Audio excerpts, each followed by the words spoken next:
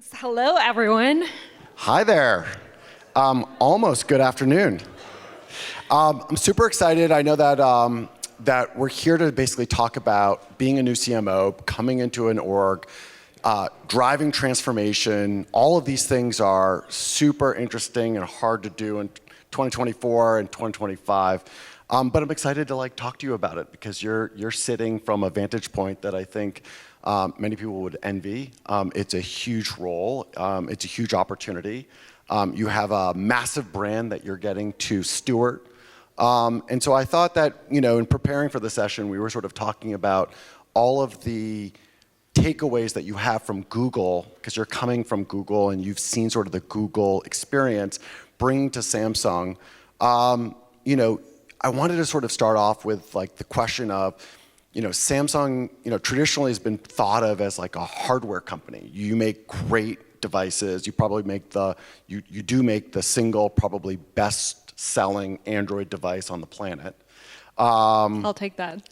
But in preparing for the session, you were talking about how hardware and features are changing. It's not just about the camera. It's not just about the capabilities, how many radios you have, what kind of network capacity it is. It's also about sort of the software. So walk me through, as you're coming into Samsung as the new CMO, how you think about telling the story about that device in 2025 and some of the changes and learnings that you're bringing to Samsung as you think about that messaging and that transformation. Yeah, definitely. And I have to say, I feel very lucky and privileged because I work for a company and brand that has been synonymous with innovation and really doing incredible things with its technology. And as you said, technology itself has been evolving, allowing us to do so many incredible things. It was sort of like text and specs and battery life and camera and pixels, but it's becoming so much more, and coming from Google that is focused on the software and blending it with Samsung's historic focus on hardware. I think where we're going more and more is bringing those together. It's sort of like, it's not the device in terms of the hardware specs. It's actually what's on the device and what it allows you to do.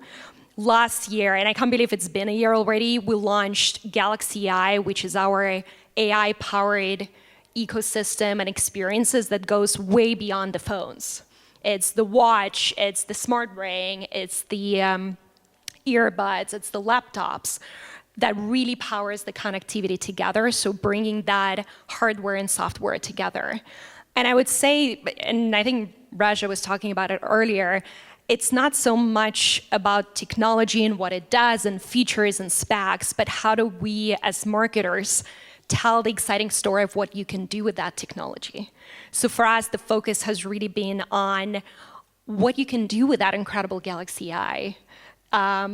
What does it allow you to do to make your life a little bit less stressful or more exciting, because it's both the utility and the fun and the joy aspect of it. So the emotion is almost a component of that. It's not really forced.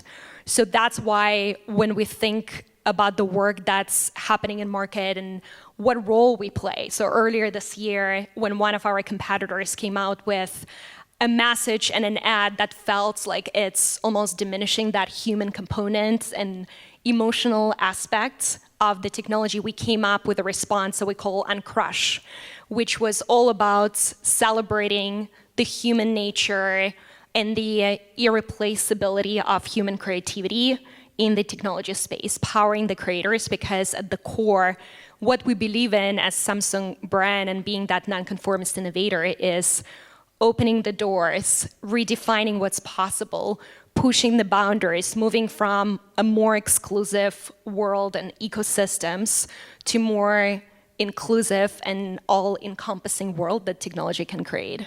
Yeah, just for the audience, because Olga can't really talk about it, but I can. If you remember the Apple iPad ad where they were crushing the Stradivarius and the piano and the amazing works of art into the actual iPad, people were like, wait a second. These are all the elements of human, and it was sort of, I think, a little bit of a messaging mix. I think there was apology, they pulled it from the market, et cetera.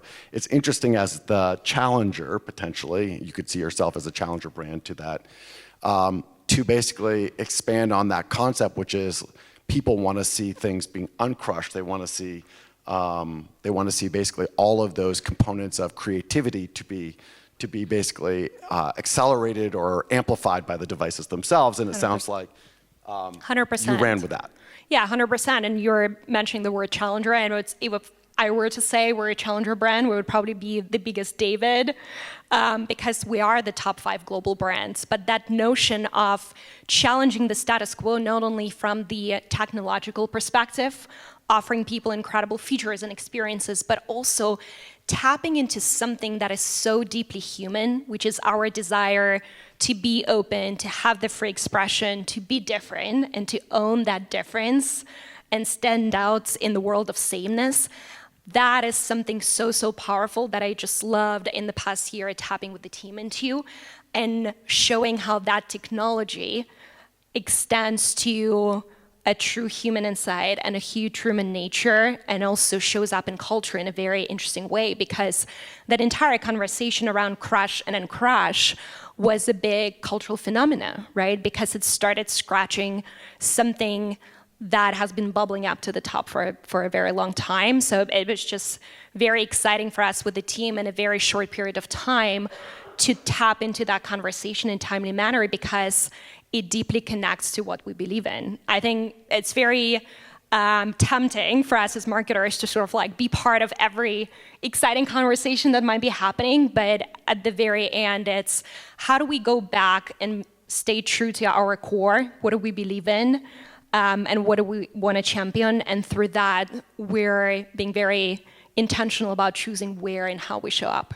And I think when we were sort of talking, you sort of talked about the transformation of the messaging inside of Samsung, where traditionally there's this idea of talking about features and functionality specifically, higher capability with camera, et cetera, and that you're evolving and pivoting a little bit to basically talk about the emotion and the brand itself, the value of the brand ecosystem, and what it feels like to actually own a Samsung device. Talk to us about how does that manifest itself going forward?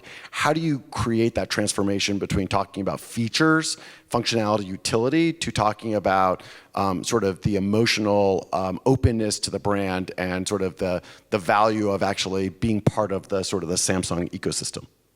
Yeah, totally. And I think it's been a big conversation within the industry and outside the industry. AI probably has become a catch-all, and it's being thrown around, and we're all trying to figure out how to get people excited about it. And it's oftentimes hard unless we show what people could do with that incredible technology. So for us, one big pivot last year was shining light and showing versus telling what it could do for you. So for example, I didn't bring my phone, but I could pull up my phone and have a conversation with Harry in another language, and it will automatically translate, which is incredible when you think not just about travel, but also multilingual communities and families, and how we really foster that collaboration and connectivity.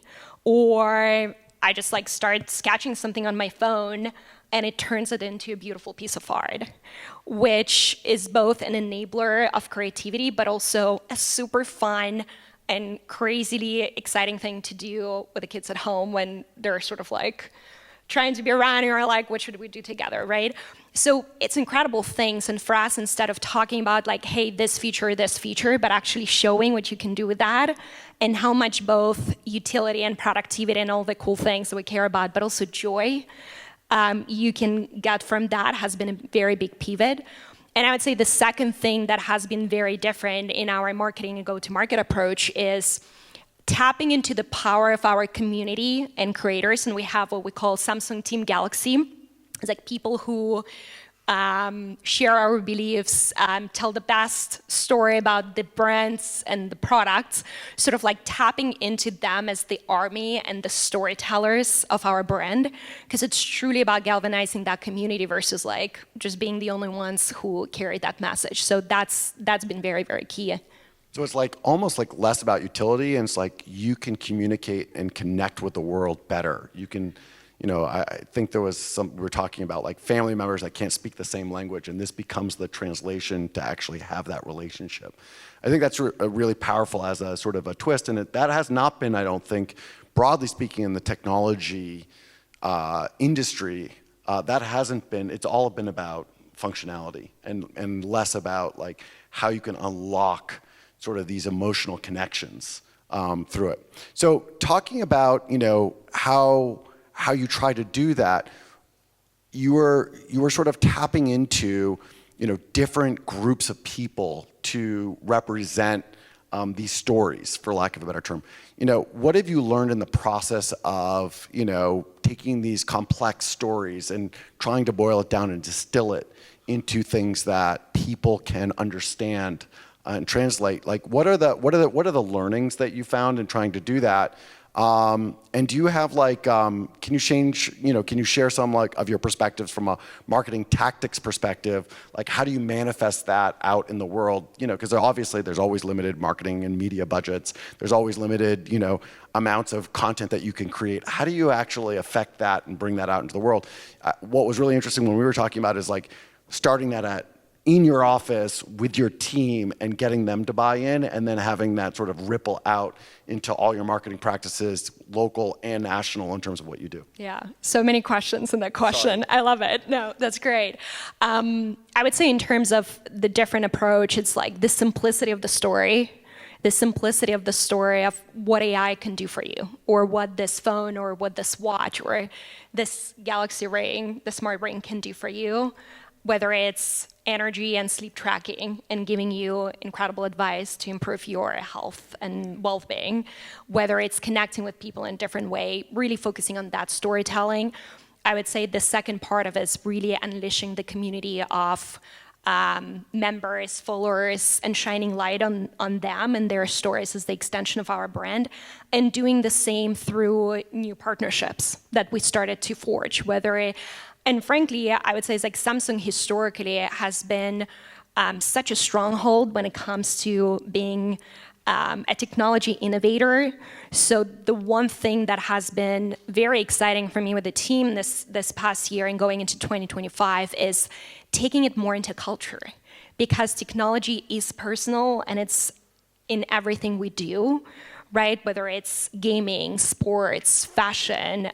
We've done a lot of interesting things this year with forging our partnerships with gaming, shining light on female gamers that we haven't done before, doing incredible things with Red Bull and showing how technology shows up to be this incredible companion of the athletes, doing the first of its kind, showing in partnership with an amazing designer, Laquan Smith, for New York Fashion Week, and sort of like designing an incredible experience inspired and empowered by our technology and the sleep tracking, and sort of like telling the story of the product through something that people actually pay attention to, right? And what's in their feeds and news and what they follow.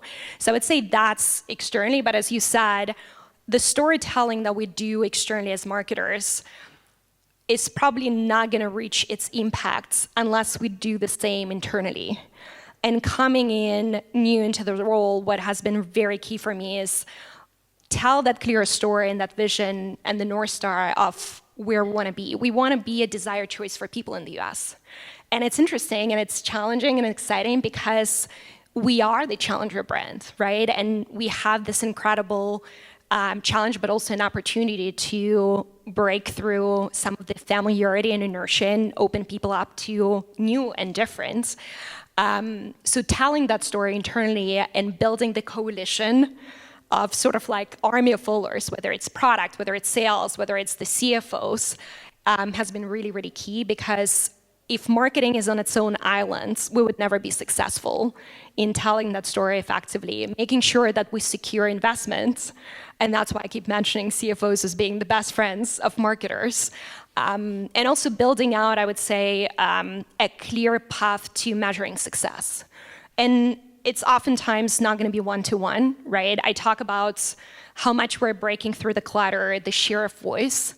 And then on the other hand, I have my P&L, right? And showing how much impact we can drive.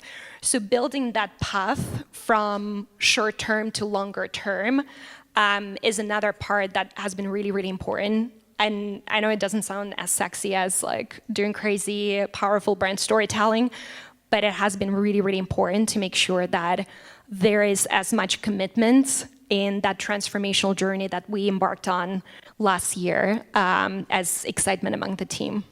Yeah, you've just actually, I wrote down a bunch of questions and you just answered all of them, but that's okay. In what you just talked about, I think the first piece, which is, I want to sort of unpack a little bit, is you have this concept of upgrade your upgrade. And the idea is people get caught in a cycle of, okay, I have 14, then I got 15, then I got 16, and you're saying, think about upgrading that concept of what your upgrade is, which starts at Samsung itself and the people at Samsung, but then permeates out.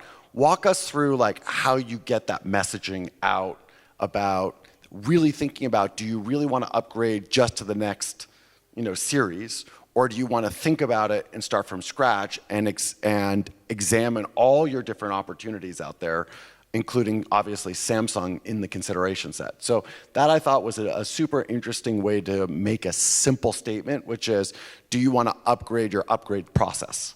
The second thing that you touched on, we should talk about that. But the second thing that I want to touch on is, you touched on the CFO and reaching these new audiences. You talked about women's sports. You talked about gaming.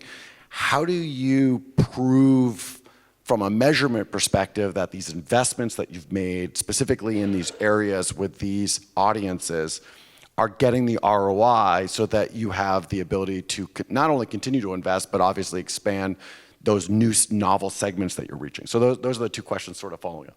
Great, easy. Upgrade to upgrade, I want to come back to that because if there is one main through line of what we started doing as a brand in the US within the mobile space last year and we're continuing this year, is this notion that emerged from us looking deeper into the consumer landscape and the cultural landscape and understanding what is the unmet need, what is the interesting sort of like movement that's bubbling up where we can really tap into.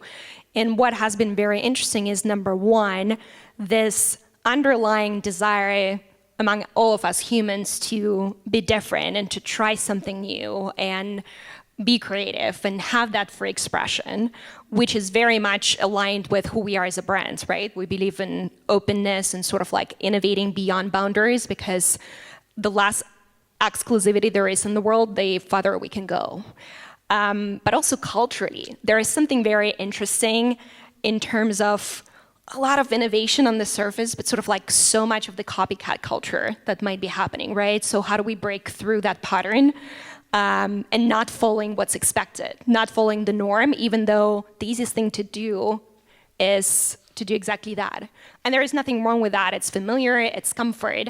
So that's why, going back to our conversation, being that nonconformist brand and innovator, how can we tap and challenge that status quo and start encouraging people to open up to new and different, to try it out, to explore? Because that's so deeply rooted in who we are as humans and what is happening in culture. And that's how we came up with this idea of upgrade to upgrade, which has this almost double connotation. It's the technology space, right? The incredible things that you can do with the Samsung Galaxy mobile devices. But we want to take it beyond that, right? We wanted to talk about the broader notion of opening up to something different, shaking out of some of the comfort and inertia and giving something else a chance. So last year in Q4, we launched the continuation of our Uncrushed campaign that we called Upgrade to Upgrade. And it was based in probably like one of the most popular games, Simon Says, which is kind of like whatever Simon says, we do. And we tried to play on it. We sort of like, Simon Says upgrade. You go from 12 to 13 to 14, et cetera. Not to name the company, but you can name the company. Is a different path. and is there is something interesting, exciting that waits for us on that other side of the journey. So that's how the idea originated, and making it more playful, more connected to a very known and very understandable concept versus just keep hammering people with features and functionalities has been at the core of that. And we've seen a lot of success, and I would say it's like going back to metrics and tying it to how we measure success. What we started looking into is not just the brand preference that takes longer time to build, not only the traffic to website and conversion, but how effective we are at breaking through the noise and through the clutter, because there's so much conversation out there. So we're focusing on looking at share of voice, what we say, how what we're doing is resonating and landing with people. And that's why when I look back, the early iteration of that work has been pretty successful, because we have seen more engagement within 24 hours on all the social platforms than with a lot of previous campaigns and content. And the other crazy thing that happens, and I'm glad it did, is we increased our social following in some of the channels 50%, 50 to 70% through that content. So which means we're starting to get to people who don't normally follow us. So that's the notion of how do we stop talking to just ourselves and the community that already follows up, and start bringing others into our universe. So I think it's like going back to the metrics and measurements, sort of like building that out from, are we breaking through the clutter? Are we generating conversation? Does it translate into preference for the brand? Does it translate into interest as measured in site traffics and conversions, and all the way to effectiveness of our media investment, where media investment is to be had, so ROIs, et cetera. I would say not just throwing metrics at CFOs especially, but taking them on the journey with us. And I've had a lot of conversation where it's sort of like, let me tell you what we're building. Let me tell you how all these different components, partnerships, social influencer activation ladder up to this final goal, and how we measure how this diagnostic metrics can help us drive sales overnight and brand over time. So that I would say is like storytelling externally and internally. Yeah, and I think I do want to sort of turn to and pivot toward, like, as a new CMO, you're running the entire marketing organization. You have to obviously coordinate and interface and convince the CFO. What's it like to come into a new organization, sort of pivoting and talking about your own personal experience, to galvanize the internal marketing teams at Samsung, to give them a fresh look at everything, to get them excited about a new direction, new leadership? Talk a little bit about your experience of coming into the organization and making that happen. Yeah, I'd say the fun thing, change is great, and everyone usually wants change when the new person comes on board, but the reality is, like, change is really hard to get on board with and get executed. So I would say this, but I have been so lucky, because I feel like I have the privilege of leading the best team not only from the expertise perspective, but also from the ambitious and the relentless pursuit of progress, which is probably the extension of Samsung as a company. It's sort of like this never satisfied, what can we do different and better, and how do we improve? So that really, I can see that every single day in every single person who I have the privilege to work with. So that, I would say, is like, that has just been great, because there's a lot of cultural alignment and desire to constantly find a better way. So that's one. I would say the other thing that has been very important is both painting the bigger picture of where we want to go is always important. It's like, what's the North Star? We want to be a desired choice. What does it mean? What does it mean for our brand, for our products, for the role and place we have in culture? But also equally important, showing the way. Because oftentimes there is like a big gap between where we are now and where we want to be. So what has been important for me with the team is sort of like outlining, how do we get there? What are the steps? What are the different campaigns? What are the pivots in our cultural and partnerships approach? How do we plan and organize media? And then taking a moment to actually recognize and celebrate when we see these things work. Because right before the end of the year, I had the final session with the team. We're sort of like reflecting on the year, et cetera. And it's been amazing because the folks started to highlight the incredible things that they started to see our work driving as a result and an impact with consumers and market. How they started getting like calls from people about the work that they see from Samsung. And that sort of like showing the way, and for them to see that, it's like really, really critical for people to be building that confidence and a sense of pride in what we do. So I'd say both the big picture as well as simple and actionable steps to get there, and then always looking back and checking, is it working? Is it breaking through? Is it resonating? And I think just doing more of that. Do you see yourselves coming back in many of the same places that you showed up in 2024? Are there new places that you want to show up in 2025? Ooh, great question. There will be consistency in our desire and commitment to being provocative and disruptive in a good way, right? Because we see our role as like shaking people up in a good way, opening up to new and exciting things from the technology space, from the cultural space. I would say we will continue doing more with our communities and bringing more into our community. So the work with influencers, creators will be key. Also expanding our partnership strategy and approach. We've seen a lot of success being consistent with playing a role in gaming.